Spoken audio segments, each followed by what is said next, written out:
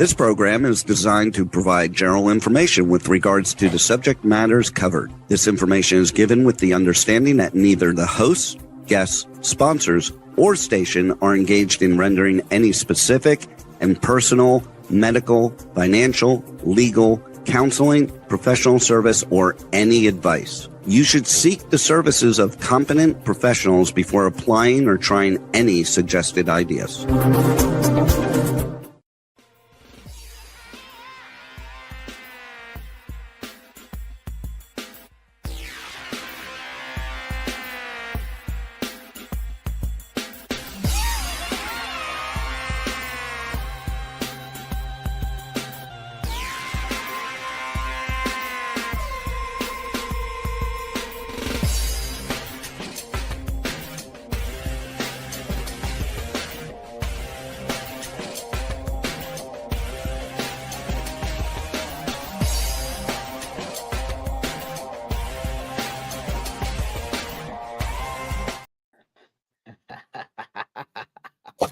I'm laughing to myself because it's Tuesday for one, and I'm in another place as usual.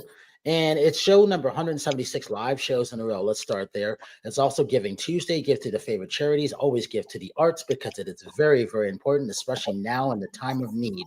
They all need it. And this is Brian Sebastian. This is Movie Reviews and More. And we are streaming live, obviously, on over 100 outlets around the world and streaming in IT 247 out of Franklin, Tennessee, Woman's Worldwide TV Network, K4HD Radio, Talk 4 TV, and Talk 4 Media. So the good thing about this, Jara, you've been scheduled for 4 months. This is a great thing. I love your take on, Parliament. I love that one. I thought that was great 4 weeks ago. I think we're going to play a little clip of that later. And then we have Carol. Tell them who you are, what's going on. Hey, I'm Carol Register. I am a neuroscience-based coach, and I am getting some feedback. Somebody's got some feedback going on, but I love working with people to be healthy and happy and wealthy. I'm sorry, and happy. Healthy, wealthy, and happy. I particularly take 6 minutes, 6 figures to 7 plus figures. And I also help people to feel aligned and heart-centered in their wealth. I run retreats at my little place down in the Andes Mountains in southern Chile. And I also co-host the Unleashed and Unstoppable podcast as well. And super glad to meet you. Good to meet you too. I really enjoyed Future Boy. That's the thing. Oh, nice. Yeah, I really like the video. Did Holly happen to mention to you that I had cancer before? I didn't know if you know that journey that I've been through with the. No, I didn't know that. Yeah, so I had stage 4 cancer 3 years ago, actually. Wow. Yeah. So tell us about that. Pretty crazy. So, for all of 2022 and a lot of 2023 was a lot of hard recovery. I was fortunate to not get any permanent side effects, but I got every temporary side effect you could think of. So it was a pretty hard journey, but I made it through. I'm actually cured because it's the type of cancer that was curable. Wow. So it's I look at things a lot different now. So it's kind of cool that you do that. Wow, that is that one. Yeah. I would do that, but it'd be half because I'm holding the phone with the other hand. That's okay. Derek, a half heart.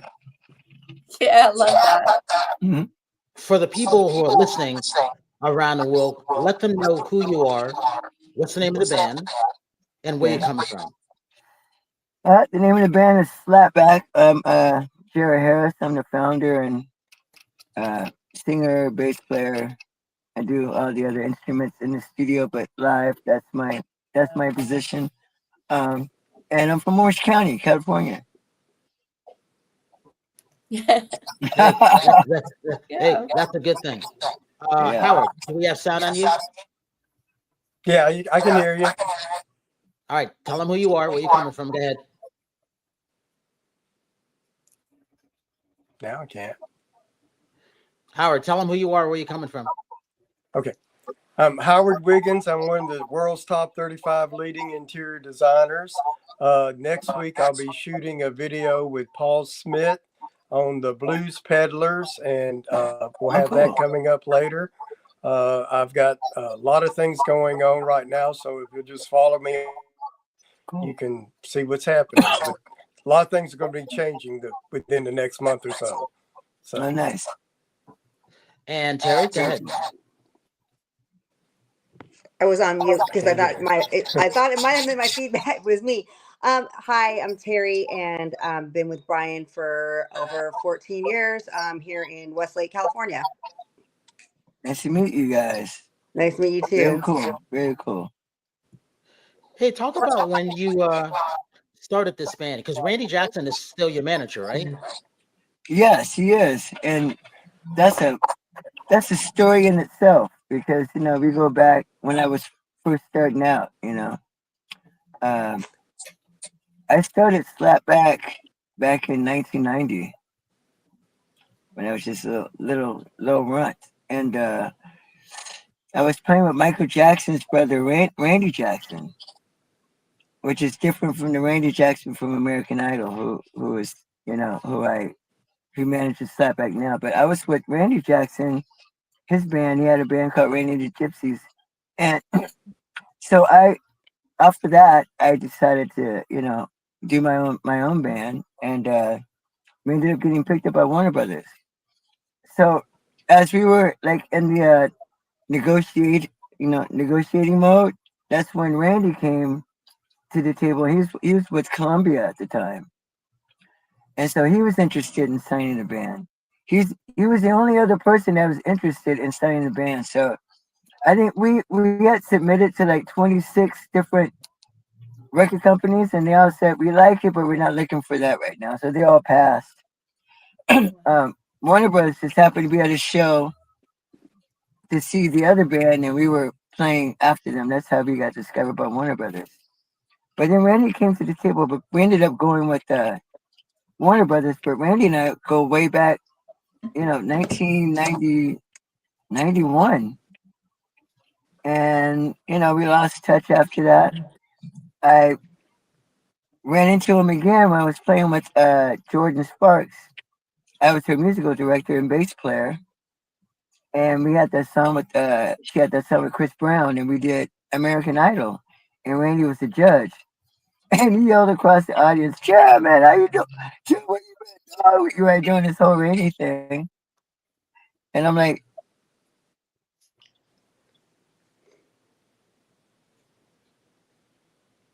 Oh, we lost sound for a second.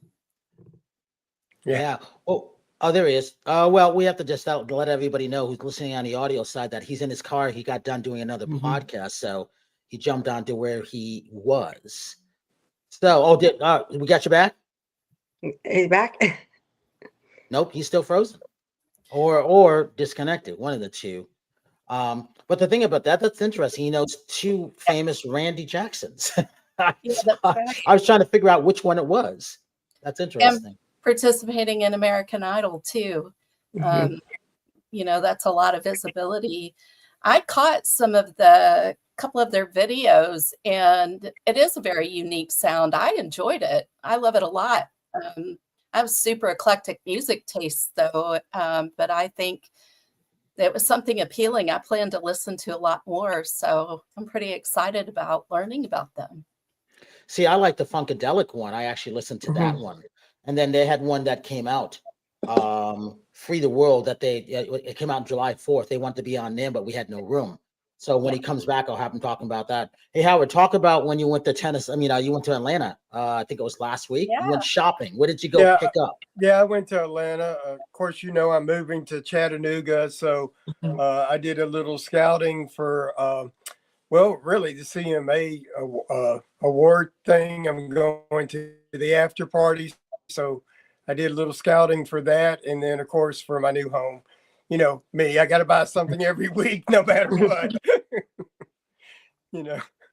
I like So what you're that's doing it. with Paul Smith. That's really, you know, you seem to be doing a little bit more and more there, which I'm sure Yeah. is what you're alluding to, right? Plus, Right. And unfortunately, the Maxima look is coming back, and so is color. So everything I've always done is right back again. That pendulum swings all the time. that is super I'm cool. back. I'm Yeah. He back. back, Yay. yay. That was You were yes. on the two Techno- block Randy Jacksons that happen to both be famous. What's the chances of that? right. Yeah. Good old technology. So Pick up where you were when you guys reconnected from American Idol. yeah. So after I saw him, you know, American Idol still went like another. That was 2008 when I was with Jordan Sparks. So then last year we had a live video of us playing a club in Laguna Beach. It was like a random 2.5 hour, like the full show. And he reached out to me, still had my number, reached out to me and said he saw it and he really liked the band. And I was like, cool. I didn't really know what that meant, you know, because I didn't really see us being the type band that Randy would work with. But he called me a couple other times. We kind of just talked randomly for like 2 weeks. And then he said, you know, let's get together. I have some ideas for the band, and that's where it started. But it was really random, you know, because that's like 30 years later, we finally started working together. Yeah. You know, That's and amazing. it was right after I was just coming back from the whole cancer experience, and he didn't know that had happened. So it was just the timing was weird and perfect. A lot of changes going on in your life, right? This cancer journey, leaning in what you were saying about having a new perspective, a new view on life, Yeah, reconnecting with Randy Jackson, yeah. and what's happening for you guys right now? Well, our record finally came out. We finished the first year was a lot of us kind of figure out direction. He's trying to kind of figure out the best direction for us because we're a mix of like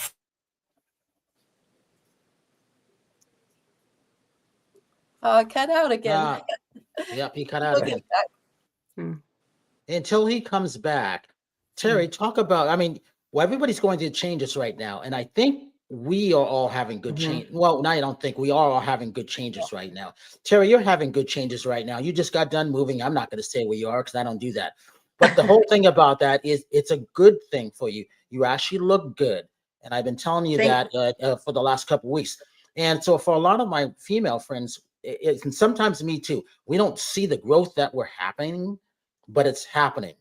Howard has been talking about that too. Those changes are definitely good. Changes are not always easy for people, but it is in the future the best thing to happen. And sometimes you can't see it until later on. Very true. So, what did you want me? Yeah, I mean, I've just been moving for the last 2 weeks, and it's been very, very, very stressful. I think that's one of the most stressful things in life. I'm almost there. I'm now going through, unpacking and figuring out where I want to decorate stuff. So, and I have a lot of antiques, which I think Howard would appreciate. Someday I'll have to once I get everything fixed and all my artwork and everything up, I'll have to kind of I remember like in MTV Cribs cut time of thing to show all the neat stuff that I have. So it's a lot of fun like doing that, but it's been a lot of work, and I'm exhausted. And I had to take off like 2 weeks of work, 2 weeks to to move. That's how much stuff I have. So and tomorrow I need to get back to my social media and to work and to living my life back to where it should be. So as as Brian knows, I had a challenging last 2 years, but I think it was 2 years of growth. So hopefully I can help somebody else with all the crazy experiences I've had the last 2 years, like losing my mom and then, having issues with family and all that. Cause I've learned, I've also learned, we all go through these trials um, as humans in different ways, but we kind of all experience loss and pain and betrayal. And it's, it needs to be talked about, because if you don't talk about it, I think it eats you up. Hopefully I can help somebody else that's gone through what I've gone through last 2 years, if that makes sense. So I'm kind of looking forward to this new chapter in my life. And I think it's going to be exciting. Man, that's so cool, Terry, because you bring up something that's really important. Moving is a huge trauma, and not only moving, but you went through grief. And when I had my move to Chile, it was I had experienced all of the top 5 on the stressor scale, the top 5 stressors in the world. And you've been through that, and now you're being able to turn that around and start to heal and share that with helping other people. I mean, that's really exciting. Yeah. And then people don't realize, for example, my mom passed away, so I had to sell my childhood home because it just didn't make any sense for me to keep it. It just was too big. There was too much work needed to do on it and stuff. And I don't get along with my brother, so it just, but it's like another death, because the house is going to be demolished. That's the house I grew up in. So it's kind of weird. You go through a loss of a parent, and then I'm going through a loss of my childhood home, and then I'm starting over new. But I took a lot of stuff that I inherited from my parents and made it my own in my own house. So I feel like I have a part of them with me. So it's kind of a spiritual connection too. But it's I think it's really important that, that I remember, and for a lot of people to remember where you come from and where your ancestry comes from, and to channel that into good things, if that makes sense. And that's what I'm trying to do now. But Howard, go Terry, ahead. now you get to create the life that you want. It's Yeah. your life now. Yes. You've got control over it. You make it what you want it to be. It's a new Yeah. start. Yeah. So, and as I said, I mean, I think, Howard, you really kind of appreciate some of this stuff that I have inherited, because my parents went all over Europe back in the 90s and collected stuff from Germany, from France, from London. And I have all these really neat items and antiques in my house that, just brings up the character in here, that I can just look, because I'm like you, Howard. I like to appreciate art, and I like to appreciate those nice things. I mean, I've had people comment that, maybe I have too much of this stuff, but I like to have a lot of pretty things around me. So I'm fine with it. You know what I mean? Well, Howard's a perfect example of having all kinds of stuff and what he did with his stacked and layered, right, Howard? Yeah.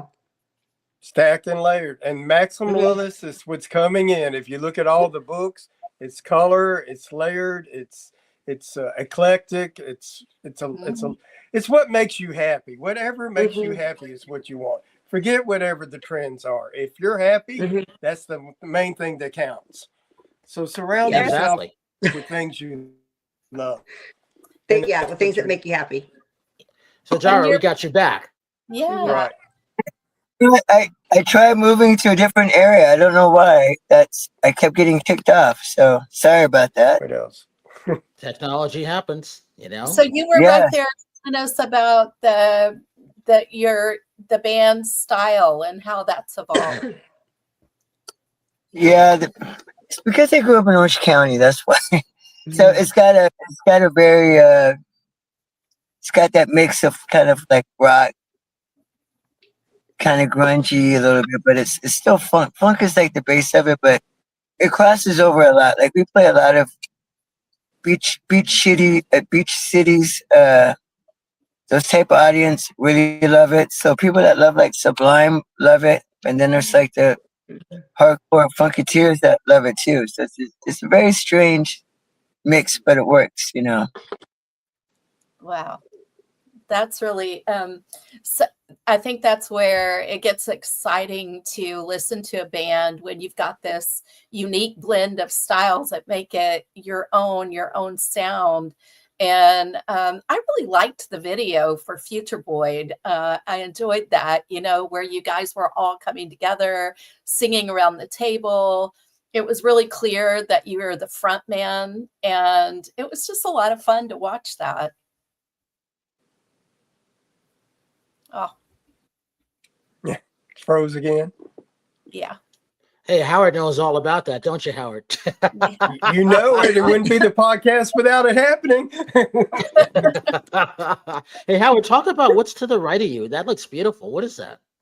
This piece, Yeah, it's a apothecary chest. It held spices, and it's written in Chinese. So Wow. there's 120 drawers in this.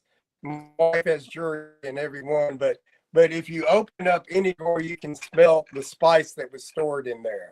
And it's Chinese. That's I neat. think it's from the early 1800s or late 1700s.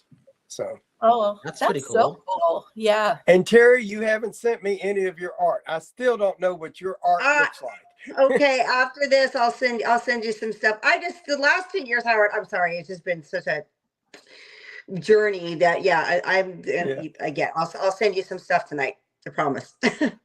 Okay, appreciate that. It's more kind of cartoonish kind of stuff, but it's I think well, you can tell me what you think. Yeah, Well, I think that's art's practicing art's so important, right? I used to do that. Mine's all packed up in a chest in Chile right now, but I used to do pastels, oil pastels a lot. Because when my kids were born and they were little, I didn't have to get out the turpentine and all the things or the water or, I could just pull out my pastels and go to it. And that was a lot of fun. It brings back a lot of memories. So it's very therapeutic. I think it's what the word I'm trying to think of. I have to find it. I did a lot of digital art, and I'm not really sure how to market it because it's digital, but I guess you could just print it off. I'm not really sure. I mean, it's all like my signature and stuff, but it's just been done on an iPad, which it kind of makes it kind of neat because it's different, Howard, I've seen some of her art. Her art is good. She like hides it. Oh, I did that when I was 14, or I did that when I was a little girl. What she did was pretty good. I mean, she's not you're talking about the stuff appreciating you it found right at my now. house that I did when I was We found all 12. kinds of stuff at your house. I'm surprised we didn't have, somebody buried. Well, you got animals buried in the back, so yeah. Yeah. Well, Yeah. that's kind of crazy because every pet that we had was buried in our backyard. Exactly. So there's like a pet cemetery back there. So anyway, I don't know. Howard, I think you would appreciate some of the stuff that she had in her house. She had so much stuff in the house that after a while, she knew she couldn't take it all. But the people that came to her house were really, really did appreciate the stuff that she had because she told the story of that. And that's important for them. Yeah. Sounds like you've got like you had your own little museum going on there. My parents did. As I said, because they were all over like London and Europe, and they just had so many neat things. And then my dad worked for Disney, so there was a ton of Disney stuff there. And I have all the real neat stuff. I have. But you can't take everything. So, and then some of this stuff, unfortunately, I'm gonna have to leave in houses because there just is so much stuff. So it's but that's what happens. So. Have you ever played an instrument or been involved in music? Me, no, I'm a dancer, but not played. I mean, I've been a dancer all my life. I mean, my mom had me in ballet, jazz, and even hula dancing at the age of 5 years old. But I can't sing, and I can play a little piano, which I have a piano now at my house, but I wish that I could sing. That's a gift that I've always wanted to have that that was not given to me. I'm more of an artist, a dancer. And I like to create things but music is not one. Well, talking about music, he's back. Where did you go this time to get to? What spot did you find, Jara? Jeez, I don't know what is going. I just keep taking breaks. That's all. Don't mind me. I just probably disappear again and come back. That's funny. Hey, let me ask you this.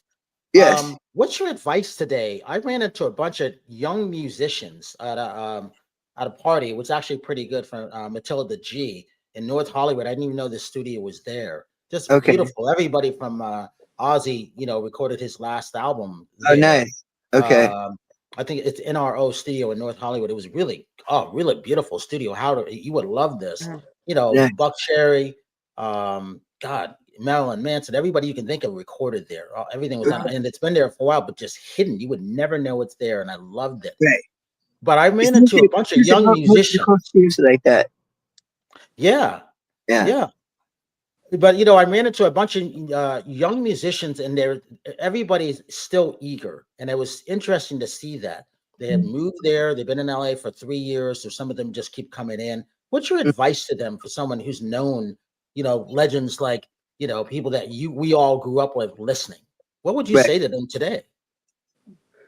I feel like it's such a different world for younger musicians. We didn't have YouTube when we were growing up. Well, as far as me, and so I grew up wanting the camaraderie of playing with other musicians, and that kind of teaches you to listen to other musicians. And I think a lot of musicians, not all of them, there's a lot of great musicians out there. I mean, they're all phenomenal, but there's some that are really good by themselves, playing in front of a camera for YouTube, but you throw them in the band situation and they don't know how to listen to the people that they're playing with.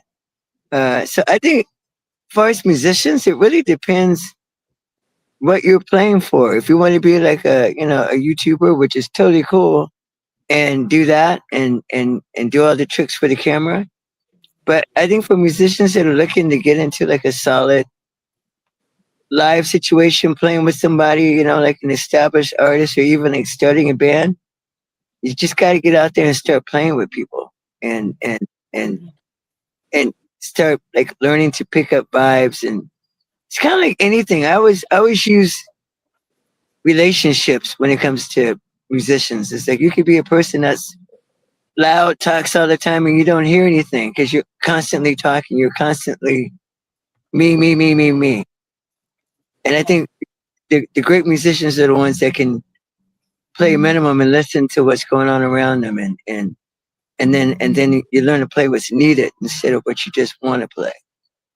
So there's a lot. I'm really weird when it comes to musicians because I'm old school. I started playing at 4 years old in the 70s. So I've been playing live for, 50 years. And what instrument did you start on? Drums. And now you can probably play everything, right? Yeah, I have a lot of SlapBak records. I have a solo record where I play everything on there. It's like it's just me on the record doing guitar, keyboards, bass, drums, all the vocals. But I think starting with drums just kind of gave me, that was my thing for 15 years, and then I kind of fell into doing bass. Once I got a 4-track, I started playing everything. But that made me a better drummer because I got used to listening to all the other instruments, not just playing what I wanted to play. Well, Brian, you can definitely relate to that, and being coming from the drum corps, I think it's really beautiful when you can transition to other instruments, and it brings an intimacy to the music that because of your awareness there. I'm not a musician, but I think in music a lot. Right. So I can definitely relate to certain aspects, and my experience in South America causes me to really love Latin music, Latin percussion, cha-cha-cha, bossa nova, merengue, bachata, all of it. Right. And so I'm a real fan of percussion. So I love that you got to start that way. And I can imagine as SlapBak developed along the way, you got to play with a lot of other people as well. Yes, for sure. I mean, I've played with everybody from, Jazz Band, Digital Underground. I've sang on 2 Michael Bublé Christmas albums. I've done some really random stuff over the years, but I was never the type musician that wanted to be a hired musician. So, I played with Morris Day in the time. I did can't remember. I played now with Donovan Frankenreiter. I don't know who he is, but he was produced by Jack Johnson, and he's just a very he's kind of in that same lane as Jack Johnson, and he tours. You mean Jackie Johnson or Jesse Johnson? No, Jack Johnson. He's a singer, guitar player, kind of surf rock, kind of vibe, you know. And Donovan Frankenreiter is kind of the same thing. He comes from being a pro surfer, then he transitioned into being like a professional musician. Now he tours everywhere, and I play drums for him when I can tour. From downtime with SlapBak, I tour with him. Like we're going to Australia and New Zealand next month, so we're doing like a 3-week tour. But those guys, they come from the world of like the grind, and I feel like a lot of young musicians aren't used to the grind because they've been in their room doing that thing in front of the camera. The grind is different. I even have people in my band who are like, wow, I mean, that gig was long and da da da da. I'm like, man, when I was your age, I was doing like, 9 to 1 gigs, 4 sets for $100. You know what I mean? It's just a different. So I pay different dues. But there's some really phenomenal musicians out there. I just tell people just keep at it. If it's in your heart, keep at it. And you never know when it's your time, Talk about I like to think, how did you get on the, you said American Idol, right? Yes. That's the TV show you were on? What got you to that point to get onto that show? Because I think that's what a lot of people would like to know what you did or how'd you apply. I wasn't on the show. I worked with Jordan Sparks, who won. She was a winner of 2007.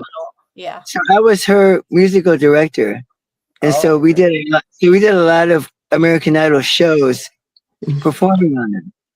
So we did Australian Idol, we did the one in Europe, we did all of them. Now I know who you are. I always knew your name, but I couldn't put the face to your name until you just said Jordan. Boy, she was phenomenal. You did a great job with her behind the scenes. Oh, Jordan Sparks thank you. She was great. And I didn't produce any of her stuff, but I was her musical director for her when she had, the big hits like Tattoo and No Air with Chris Brown. So it was a great experience, but I would do those things and then I would, get back to doing my thing because I didn't want to get caught up in like going from project to project, being a hired musician. That was never really my thing. But I got called to do her, and I'm like, when I got the call, I'm like, who's that? They're like, American Idol. I'm like, I don't watch American Idol. What's funny about that is I watched the first season only because I had to interview, Randy and Paula. Paula was always a friend going back to 1987 when we broke it for, on Power 106. And then Randy, I got to know Randy and Simon together because they were paired. At first, they didn't like each other. And then they got a chance to talk outside. They got a chance to like each other. So we all were friends. Right. So that was my thing. Or else I didn't watch Idol too, but I always watched To the Winners because you just didn't know what was going to happen to them. Right. Exactly. And I was so like in a different world. I wasn't really doing the pop thing at that time. So when I got called about doing it, I'm like, I'm not really into doing that. And Stevie Salas was the musical director at the time when I got brought on. And I've worked with him numerous times on different projects. So I kind of came in kind of with this sour attitude. I really don't want to do it. But when he left, then they asked me to be a musical director, which I thought was so ironic since I really wasn't, favoring doing the gig in the first place. But she was great to work with. She was only 18 at the time. And, seeing her experience, like having to get up early and do radio shows and stuff like that, she would kind of complain and her management would get irritated, and I told her management one time, I'm like, you got to realize, like, she's young. She didn't like grow up playing in bands, and she won. She basically won a contest, and now here she is doing all this big stuff and doing, radio shows and TV shows, and they're not prepared for it. They're not right. prepared for the grind. It's a lot. If we didn't, if we weren't in that before, so. But she handled it really well, and she took off, and she great actress and all that stuff. So yeah, Jordan, she showed everybody. She was good. I remember interviewing her for a movie that she was just really likable, but you could tell she just wasn't ready for the grind, and then you get used to it. Mm-hmm. Jennifer Huston, they, depending who your publicist is too, they learn how to school you. That's why a good publicist is good. And thank you, Meredith Koenig, who's ours now officially, which is good. But it's one of those things where that helps a great deal. And their job is to get you ready for those things, because you just never know what question's going to come your way. And you just really want to play the music like what you were talking about, right? That's what you wanted to do. Right. Absolutely. Yeah. As you've seen SlapBak develop, talk about your latest album and where you've seen it evolve from the previous albums that you've done. I want to say this is our 10th album, and we were pretty, maybe every 2 years we do a record. And then the last one we did was in 2008, and the industry changed so much that I didn't really feel the need to do like a full album. So we would do like singles, maybe a video here and there. But I think for me, being signed in 91, how things were, and things were just starting to change right around the time that we got signed. But to see the change, and at the time that we did the last record, Berdine White from Earth, Wind & Fire was managing us, and his partner Scott Julian. So I remember one time he came to our rehearsal, and he's trying to explain to us how the industry is really about, like, how many MySpace friends he have at the time, right? And we were just like, what? Like, what are you telling us? You know what I mean? Like, and TJ, who's been with me the longest, he really just wasn't hearing it. He was just kind of like, wow. So you mean to tell me we have to hustle and try to get friends on MySpace? Yeah. So, for us. Jared, hold that. Let's listen to this. Okay.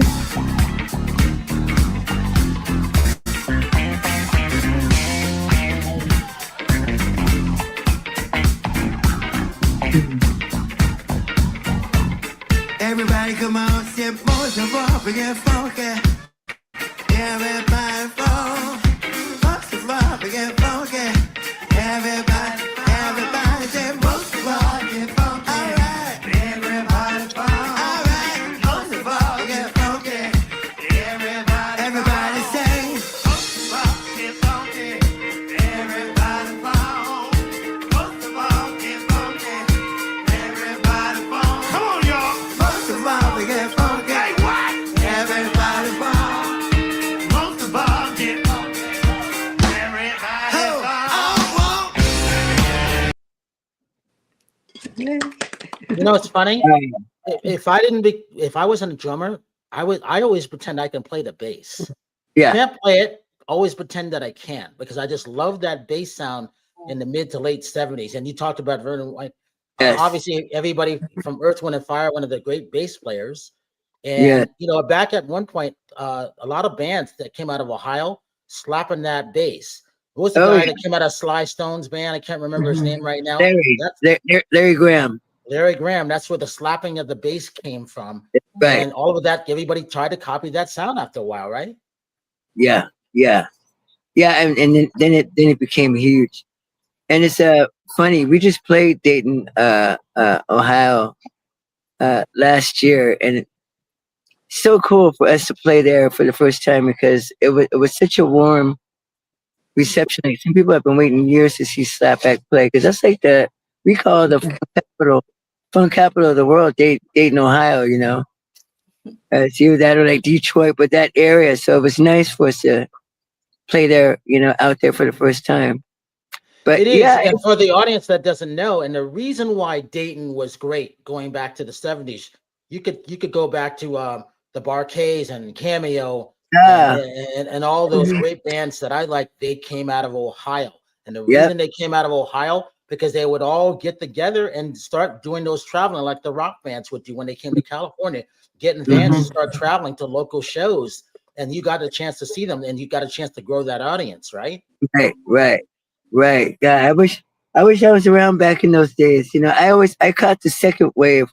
A lot of those bands I didn't see till the '90s when I was like, you know, in my 20s.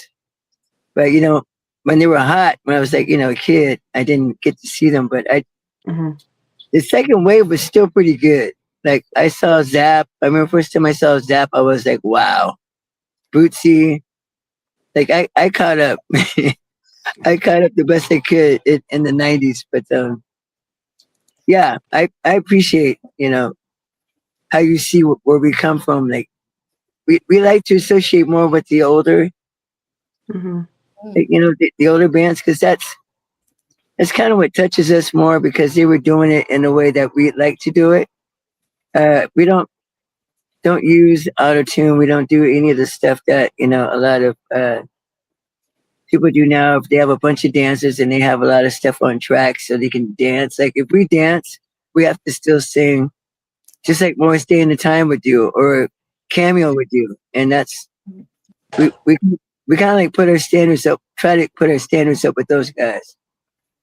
You know what's interesting about that is that Howard is a great dancer, but also I'm seeing it on TikTok and Instagram and Facebook, a lot of white people, younger, who weren't around it, with their kids dancing to those 80s, 90s, and going back to the 70s sounds and stuff. And I think that's really cool. Oh yeah, and killing it. And killing it. You're like thinking, I mean, they got the kids singing with them, and the moms and dads are like, I used to dance to this stuff. And the kids are like, what is wrong with my father and my mother?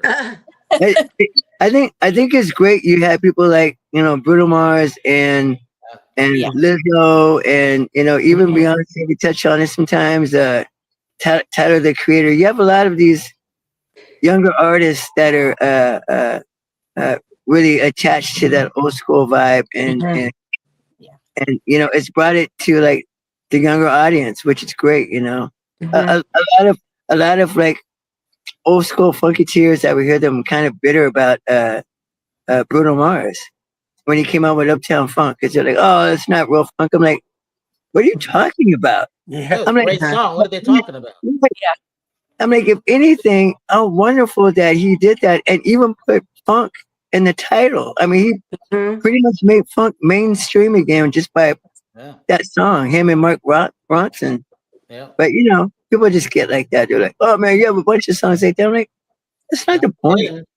It doesn't matter. It's some people don't understand how it works, so they get caught up kind of like on the wrong side of things. That's not the point.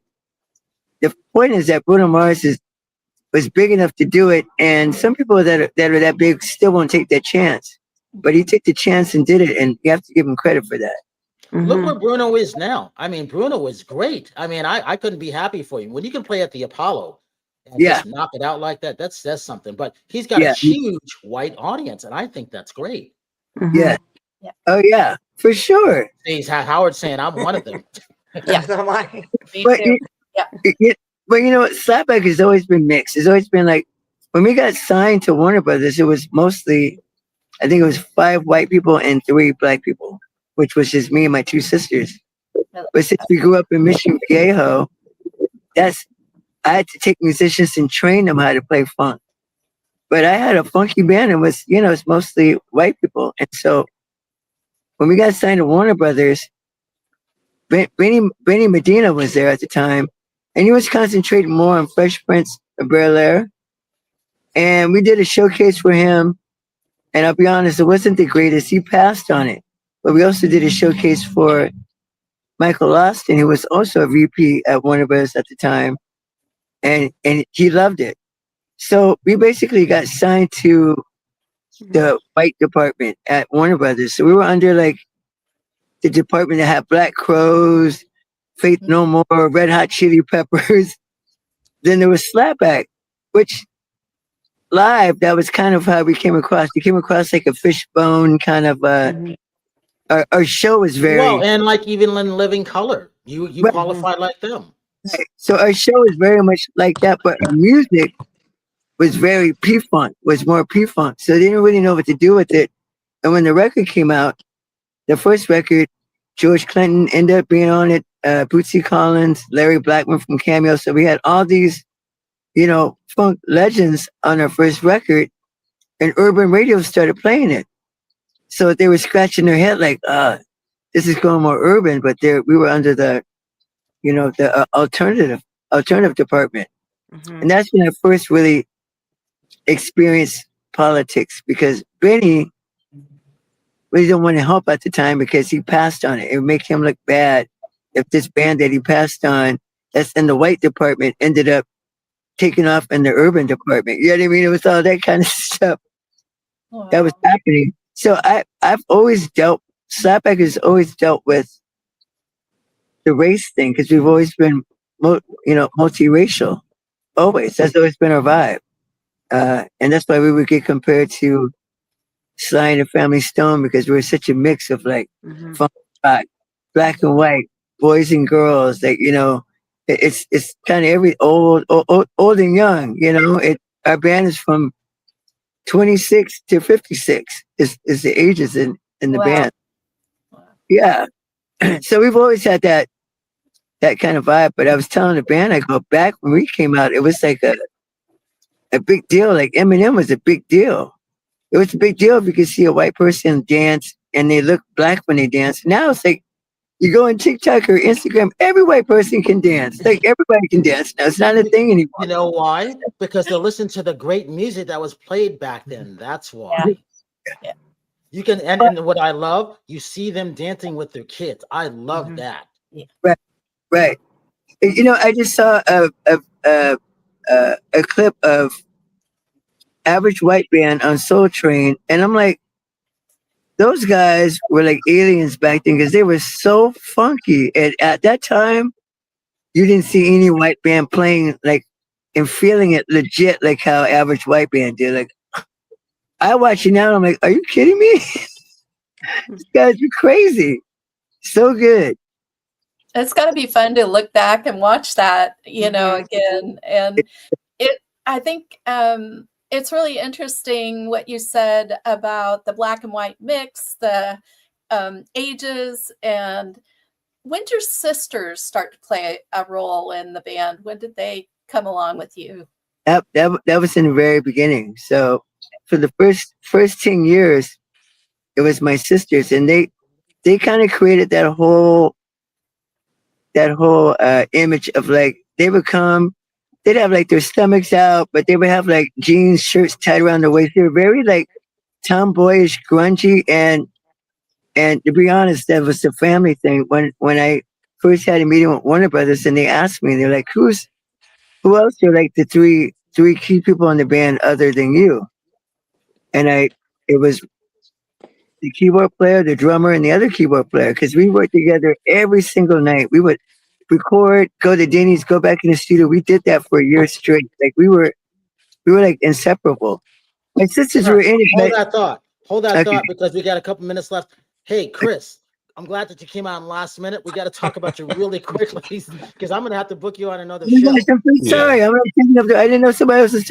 Please take it.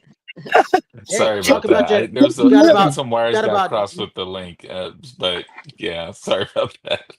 Hey, you got about 60 seconds. Talk about The Girl in the Street real quick. Go for it. The elevator pitch. Yeah, it's a film. It's in the festivals. Just played in the Brooklyn Horror Film Festival, Vancouver Horror Show.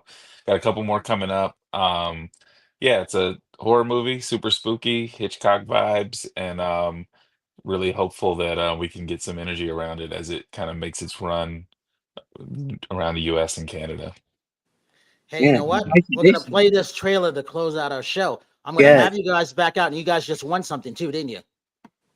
Yeah, we did. We best lead actor, our lead performer won at the Vancouver Horror Show, which is super exciting. Congratulations for that, because I know that show. Good. That's All right, we're gonna Mm, play this out, and I'm gonna have you guys come back. All right, let's play this. sounds good.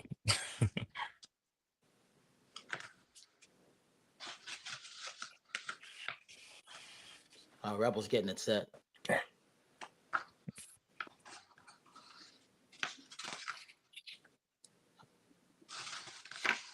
What does it cost to be a good person?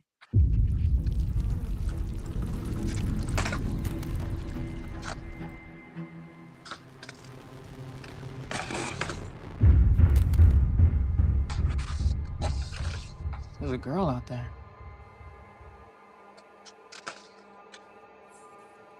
She's in the street, she's screaming. She seems distressed. I think she's in some kind of trouble.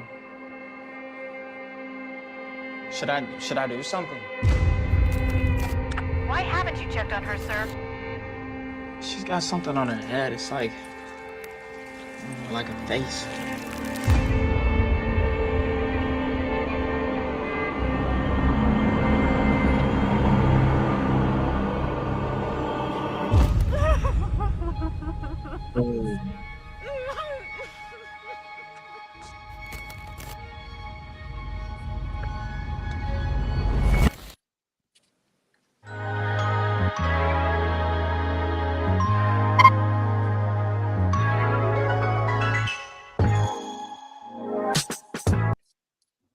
Hey, so I was there when Chris started Film Threat, so that was a good thing. Hey, and we're out of time. Yes. So you know what, Chris, I'm going to have you back. I will find a schedule for maybe next week. We'll talk Sounds about good. that.